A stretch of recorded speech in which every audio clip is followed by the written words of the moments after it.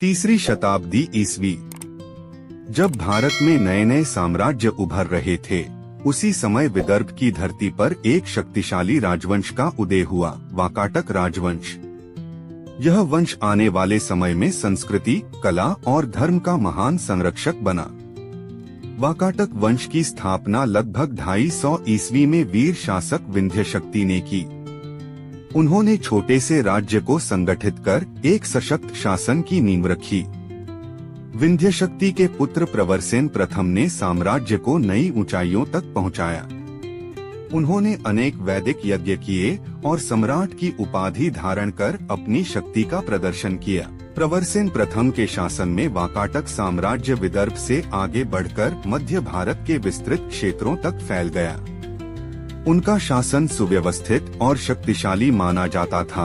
वाकाटक राजवंश का प्रभाव तब और बढ़ा जब राजा रुद्रसेन द्वितीय का विवाह गुप्त सम्राट की पुत्री प्रभावती गुप्ता से हुआ। इस वैवाहिक संबंध ने वाकाटक और गुप्त साम्राज्य के बीच मजबूत राजनीतिक गठबंधन स्थापित किया। रुद्रसेन द्वितीय की मृत्यु के बाद प्रभावती गुप्ता ने कुछ समय तक शासन संभाला। उनके नेतृत्व में राज्य में स्थिरता और समृद्धि बनी रही। वाकाटक शासक केवल योद्धा ही नहीं, बल्कि कला और साहित्य के संरक्षक भी थे। विशेष रूप से प्रवरसेन द्वितीय के समय साहित्य और संस्कृति का अभूतपूर्व विकास हुआ। वाकाटक काल की सबसे महान धरोहर है अजंता गुफाएं। यहाँ की भित्ति चित्रकला आज भी उस युग की कला कौशल और आध्यात्मिकता की गवाही देती है।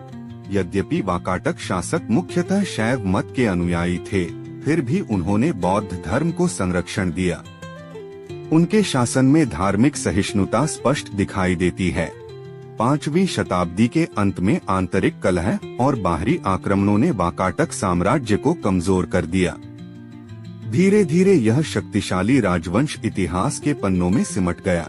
आज वाकाटक राजवंश भले ही अस्तित्व में नहीं है, लेकिन उनकी कला, स्थापत्य और सांस्कृतिक विरासत सदैव जीवित है।